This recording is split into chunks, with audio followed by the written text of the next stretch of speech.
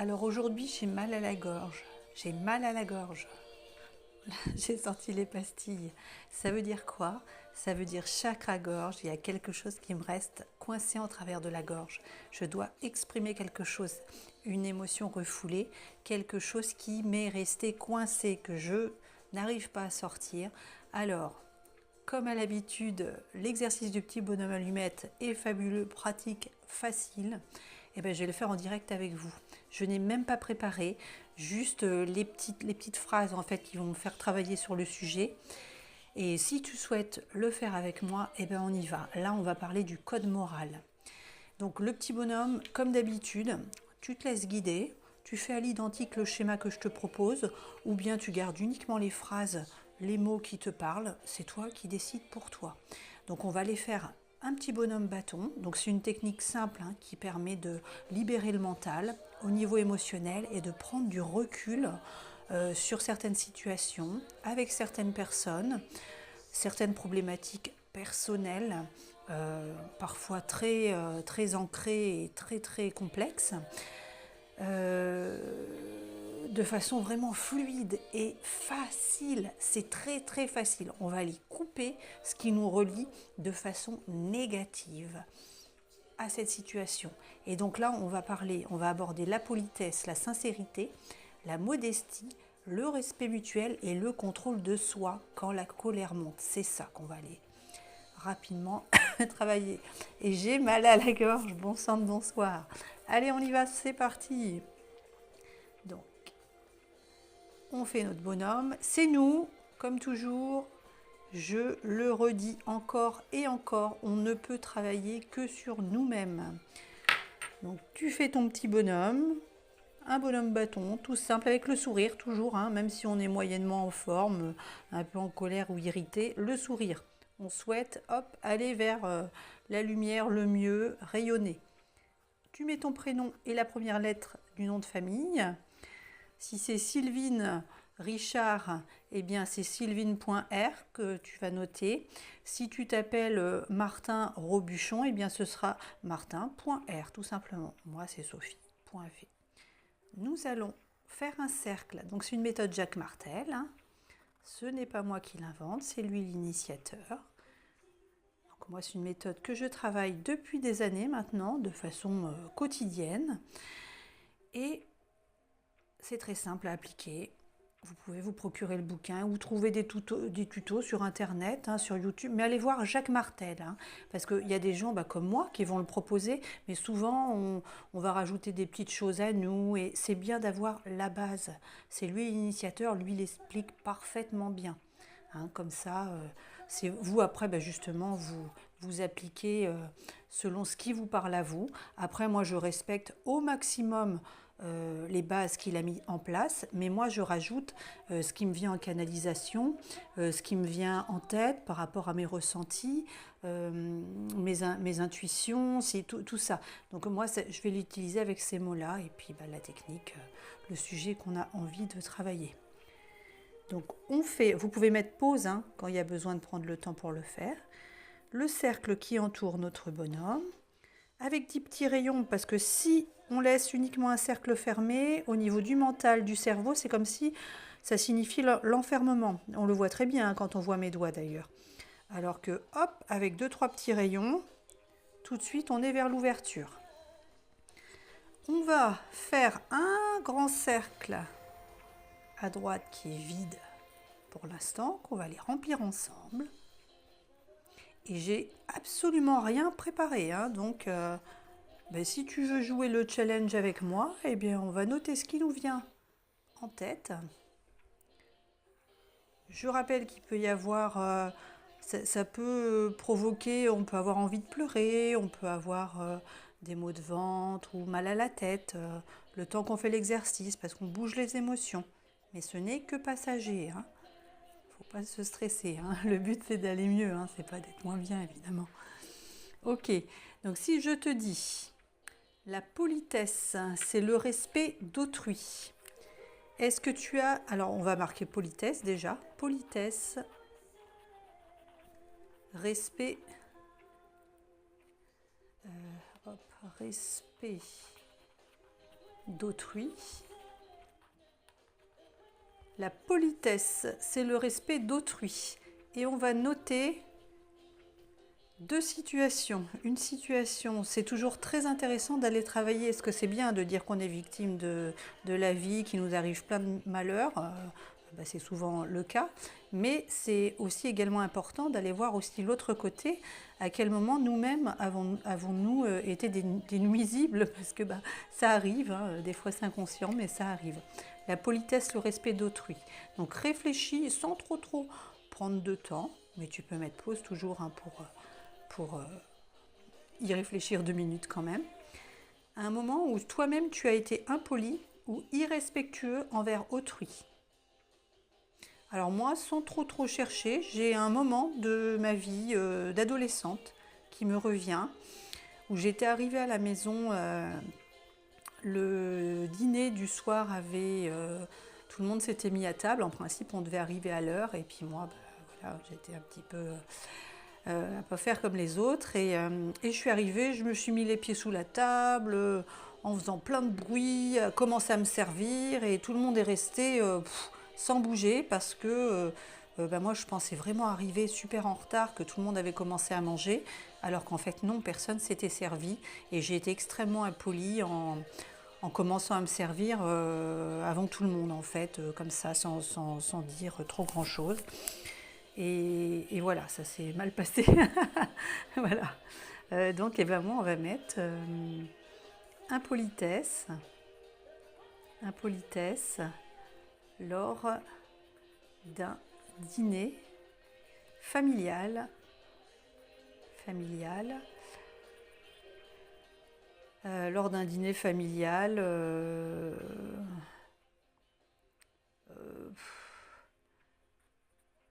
sans tenir compte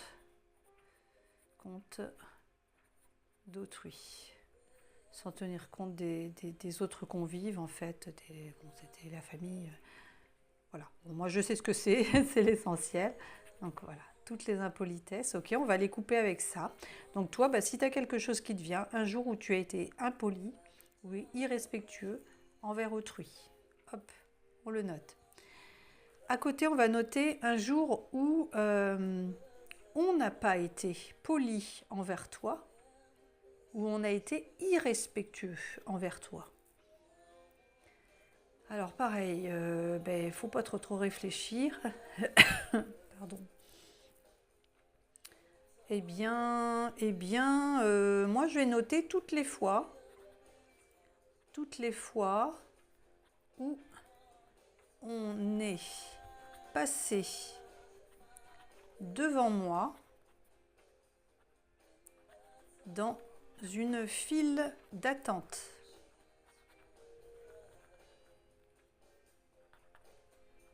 Ok, alors ça parlera forcément à tout le monde. Mais pour les gens qui, comme moi, ont un handicap moteur, avant de réussir à pouvoir dire à quelqu'un j'arrive pas à tenir debout, ou alors j'ai besoin de passer, ou quand on est avec un déambulateur ou un fauteuil roulant, on ne nous voit pas forcément, ou alors sciemment on tourne la tête. C'est très compliqué ça, c'est très compliqué. Ou si c'est l'heure d'un soin, on a intérêt d'aller vite quand même pour pouvoir passer. Et même s'il y a des coupes-fils, même s'il y a des cartes, c'est très très difficile. Même psychologiquement,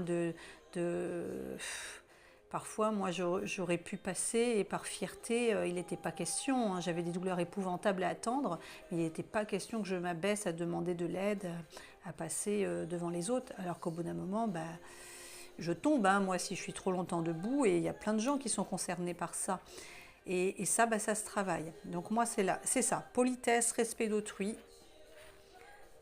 Donc qu'est-ce que j'ai fait moi d'impoli une fois? Donc moi, ça a été manquer de savoir vivre et de politesse lors d'un repas familial durant mon adolescence. Donc je mets ado. Et qu'est-ce qu'on m'a fait? Qu'est-ce que j'ai subi toutes les fois où on est passé devant moi dans une file d'attente? Ok. Alors, on va faire deuxième point, la sincérité. Alors, on va essayer d'aller vite pour que ce ne soit pas trop long quand même. Et puis, le but, c'est que ça aille vite quand même, pour dégager tout ça. La sincérité, c'est de s'exprimer sans mentir ou enjoliver les dires. La sincérité, c'est de s'exprimer sans mentir ou enjoliver ses dires. Alors, sincérité. Sincérité. Mensonge.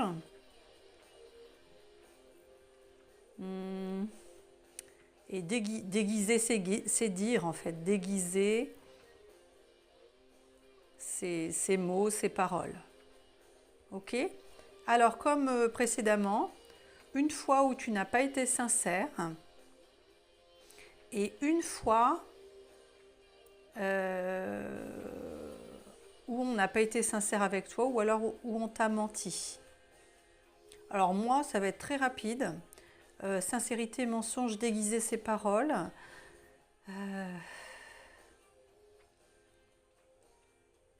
Moi, c'est me mentir à moi-même en continuant une relation avec un ex-conjoint alors que c'était déjà fini dans ma tête. Me mentir à moi-même. Me mentir à moi-même par peur d'admettre qu'une relation amoureuse est terminée. Ok. Alors c'est assez illisible, mais à la limite tu repasses ou tu m'époses si ça te correspond à toi. Et l'intérêt c'est aussi que tu utilises tes propres mots. Alors ça peut être aussi uniquement me mentir à moi-même. Hein. On va les couper avec ça. Par peur d'admettre la vérité, tout simplement. Ok. Donc ça c'est une fois où moi de mon côté, c'était pas clair, c'était pas sain.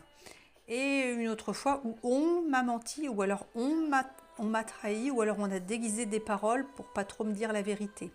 Alors là, c'est pareil. Moi, il me vient une période de ma vie, j'avais énormément grossi. Et on pose souvent cette fameuse question qui gêne absolument tout le monde alors qu'on sait très bien qu'on a grossi. Oh, tu trouves que j'ai grossi ? Oh, ça va, un petit peu. Oui, il n'y a personne qui va dire, dis donc, Sophie, là, dis donc, tu vires un peu sur la baleine. Mais évidemment que non. Et puis ce serait épouvantable de dire ça en plus, parce que j'avais grossi pour plein de raisons, et j'avais pas envie d'entendre ça, mais je le savais très bien que j'avais énormément grossi. Les fois où on m'a menti sur mes variations de poids. Voilà, donc ça va être concernant la sincérité, mensonge ou déguiser ses paroles. Ok. Ensuite, on va aller sur la modestie. La modestie, c'est de parler de soi sans orgueil. Ah, l'ego. La modestie. On y va ici. La modestie. Alors, et l'orgueil. Ok. Donc, une fois où j'ai manqué de modestie, un fort besoin de reconnaissance. Oh là là, alors sans trop réfléchir. Oui, je suis en train d'écrire un livre. Je suis pas n'importe qui, hein. Je suis en train d'écrire un livre. Je suis en train... sauf que ça fait plus de 5 ans que je suis en train de l'écrire. Alors il faut du temps, ça se fait pas comme ça, parce qu'évidemment je suis pas écrivaine. Hein. Donc il y a du travail, ça se construit et puis ça se déconstruit. Et puis on se renseigne sur la façon de faire des chapitres, de corriger. Moi même si je trouve ça cool et vachement bien écrit, peut-être que la personne qui va lire, elle va rien comprendre. Donc faut quand même se relire, faut pas faire n'importe quoi. Et puis admettre qu'on a besoin d'apprendre aussi, qu'on ne sait pas tout faire. Et voilà, donc je suis en train d'écrire un livre. Un livre. Voilà. Et ça me chatouille la gorge en le disant d'ailleurs. Et je suis très fière, mais il s'agit de mon histoire, donc c'est extrêmement difficile à faire. Et je ne veux pas écrire n'importe quoi, parce que l'idée, c'est que ça puisse... j'ai une vie qui est complexe, un parcours, ça doit pouvoir être lisible et pas indigeste, que ça puisse servir à d'autres, justement, qui sont passés plus ou moins par le même type d'épreuve. Donc, modestie, orgueil, ok. Donc, je suis en train d'écrire un livre. Et puis, quelqu'un en face de toi qui, un jour, a terriblement manqué de modestie et était dans l'orgueil. Alors pareil, qu'est-ce qui te vient?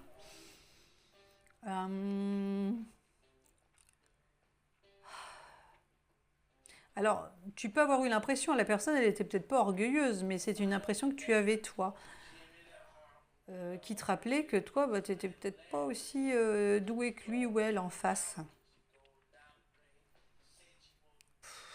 Oh là là, j'ai trop rien là qui me vient comme ça. Euh, alors n'oublie pas de mettre pause hein, quand tu as besoin d'un petit peu de temps. La modestie, c'est de parler de soi sans orgueil. Euh, Ah si, ah si. Euh, oh, ah oui, il y avait alors j'ai travaillé longtemps dans un centre aquatique et il y avait un monsieur, alors lui, oh, il avait tout fait le gars. Alors il avait sûrement fait plein de choses, hein, mais c'était un monsieur, moitié, il aurait fallu lui embrasser les pieds à chaque fois qu'il venait prendre son bracelet pour aller en balnéo. Parce que ce monsieur, il avait fait, c'était un grand sportif, mais il se la racontait à chaque fois en fait. Et sauf que bah, il avait passé largement les 112 ans, le monsieur. Enfin, je ne sais pas quel âge il avait, mais c'était un monsieur retraité, qui était extrêmement âgé en fait, hein. Et puis c'est très bien, hein, mais sauf que bah, il avait plus du tout l'allure d'un sportif. Et très clairement, bah, il avait du mal avec son déclin, sa vieillesse, et à chaque fois qu'il venait, mais il nous faisait tout un cinéma, tout le centre était au courant que monsieur était un ancien sportif de haut niveau.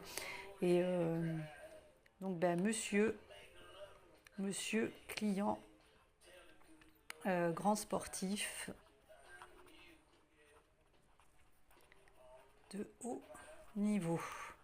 Ok. Bon, moi je sais de qui il s'agit, donc c'est parfait.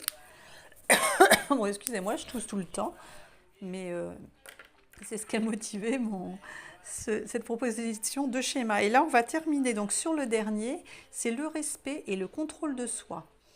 Le respect, c'est la confiance mutuelle. Donc le respect, alors on va mettre respect mutuel, mutuel. Et puis donc le contrôle de soi, savoir se taire si monte la colère. Donc là, il n'y a plus trop de place. Donc du coup, on va mettre un truc rapide, sans trop débattre. Et donc contrôle de soi,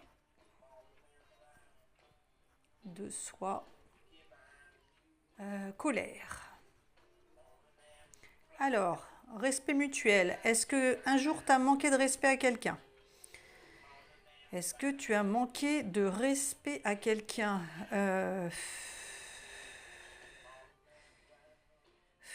Moi, je vais mettre à ma fille.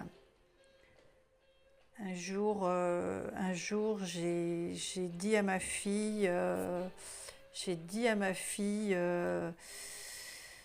comme ma mère l'avait fait avec moi précédemment, de s'habiller mieux. Oh là là, c'est dur de le dire. De s'habiller mieux pour ne pas me faire honte. Oh pardon, ma chérie. Oh là là.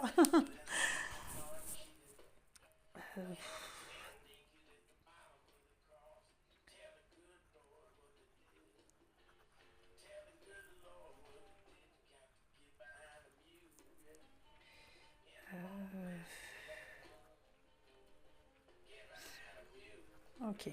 Donc ça, si ça vous parle à vous, vous mettez à votre sauce. Donc moi, je vais rajouter pardon avec un petit cœur. Pardon, ma chérie. Alors, le contrôle de soi. Alors, oui, est-ce que quelqu'un vous a manqué de respect? Ben non, on n'a pas de place pour le mettre, du coup. Est-ce que quelqu'un vous a manqué de respect ou t'a manqué de respect? Eh ben, je vais le mettre à côté là, même si ça dépasse un peu du rond. Un jour, un ex-conjoint m'a dit que j'étais de la merde. tu es Khala en arabe. Tu es de la merde, Sophie. Ok, voilà. Donc contrôle de soi, colère, hein, un jour où tu as manqué de contrôle de toi. Alors moi ça remonte à pas longtemps et c'est rare hein, moi que je perde patience. Il faut vraiment aller chercher loin, loin, loin.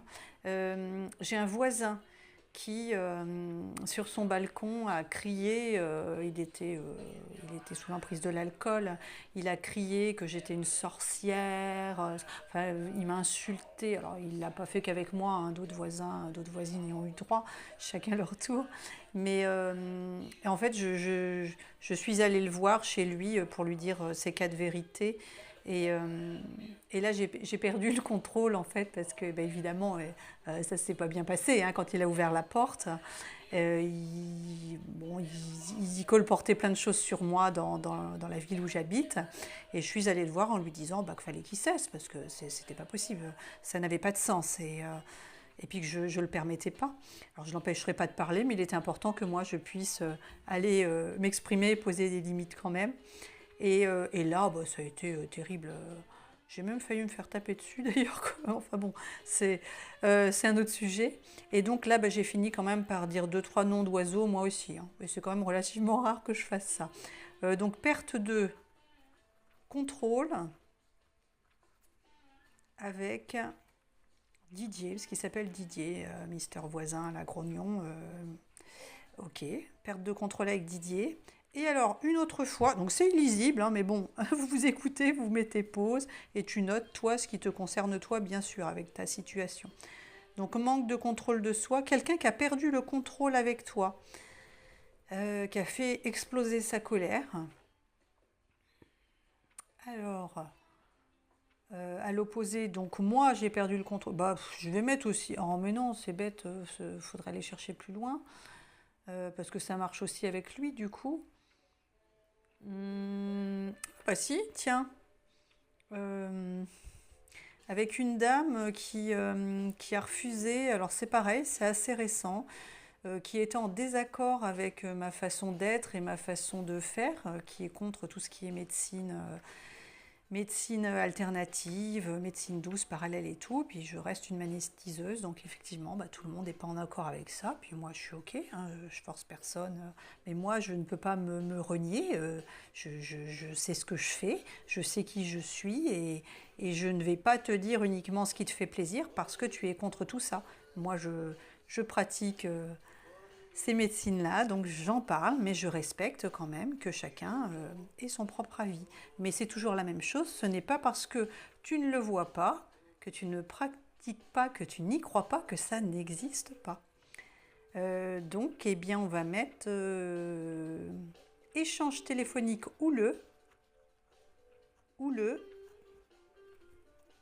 avec Evelyne, la petite dame là. Hop, ok, et bien là on est bon. Donc là, bon, j'espère que tu as suivi, parce que là, vu comme ça paraît hyper complexe. On fait étape par étape. Tu remplis avec ce qui te correspond à toi. Donc je rappelle, c'est le code moral. Donc la politesse, c'est le respect d'autrui. Donc on note deux situations. Une situation dans laquelle tu n'as pas été poli où tu n'as pas respecté autrui, et une situation à l'inverse où on ne t'a pas respecté, où on t'a manqué de politesse. Ensuite, on a la sincérité, c'est de s'exprimer sans mentir ou enjoliver ses dires. Donc une fois où toi tu n'as pas été sincère, où tu as menti, et une autre fois où on a déguisé les mots pour ne pas te dire réellement la vérité. Ensuite, on a la modestie, c'est de parler de soi sans orgueil. Voilà, donc un exemple où toi, tu as parlé de ce que tu es en train de faire, genre je me la raconte, je me la pète un peu. Et puis une autre fois où quelqu'un, à nouveau, en face de toi, te semblait quand même bien orgueilleux dans sa façon de parler. Voilà. Et puis donc pour terminer, eh bien, le respect. La confiance mutuelle, une fois où on t'a manqué de respect, une fois où toi tu as manqué de respect. Et Et c'est déjà un premier pas de pouvoir l'écrire, hein, parce que cette méthode-là, elle est essentielle, parce qu'à partir du moment où le cerveau te voit écrire, te voit avec ta main, toi-même le faire, on dépose et on prend conscience de ce qu'on a fait. Parce qu'on reçoit et on donne. Eh bien oui, la vie, elle nous renvoie des choses aussi, elle nous envoie des difficultés pour pouvoir nous rappeler que nous-mêmes, parfois, on a fait des trucs pas terribles. Et ça permet d'évoluer, d'avancer, de prendre leçon. Et ensuite, on termine avec le contrôle de soi, savoir se taire si monte la colère. Alors, une fois où on a perdu un peu le contrôle, et puis une autre fois où, à l'opposé, on a vu quelqu'un qui perdait le contrôle. On y va? Donc là, on va terminer en faisant nos traits. Oh là là, attends, on va se dépêcher un petit peu. On va aller faire au niveau du sommet du crâne, hop, en face, entre les deux yeux, en face, au niveau de la gorge, libérer la parole, c'est justement, j'ai la gorge prise, le laryngé, au niveau du cœur, en face, tous les centres d'énergie, on va les couper ça, ce qui nous relie de façon négative à tout ça. Le plexus solaire en face, le nombril, pouf, en face, le coccygien en face, et on fait un dernier pour le pied, en face. Ok. Tac. On regarde bien. Alors, n'oublie pas, hein, on se concentre bien, on pense libération, on ne peut pas couper ce qui est positif concernant toutes ces relations. Là, on va aller couper ce qui nous relie de façon au niveau des énergies, hein, tout est énergie, ce qui nous empêche d'avancer, ce qui nous bloque concernant tous ces sujets-là. Et alors, je te demande juste une petite chose, c'est important dans l'échange, c'est toujours pareil, de faire un petit coucou, un merci, un don si tu le souhaites, hein, j'ai un lien PayPal ou on peut envoyer par courrier, comme tu veux, c'est vraiment toi qui choisis, il n'y a pas de petite participation, mais il est important dans sa libération de faire circuler l'énergie. On donne, on reçoit, on prend, on rend, c'est important. Sinon, ça bloque forcément, hein, parce que c'est pas juste. C'est pas juste pour personne. Donc moi, je te propose, tu disposes, mais au moins un merci, un coucou et 1 euro. Un petit retour. Tout est possible, c'est toi qui choisis. Allez, on y va. On prend sa paire de ciseaux. Hop. Merci, c'est fait. Et alors là, moi où je suis, je ne peux pas brûler. En ce moment, quand je suis à la maison, c'est sur mon balcon dans un récipient, mais là, je ne peux pas. Donc, on va aller le mettre dans la poubelle, tout simplement. Et on n'oublie pas que ça va bouger, ça va secouer, tic, tic, tic, pendant environ 21 jours. Il nous faut 3 semaines environ, 21 jours, pour déprogrammer une émotion, une habitude, et reprogrammer, faire de la place, libérer. Et on boit beaucoup d'eau. À bientôt. Merci pour ta confiance.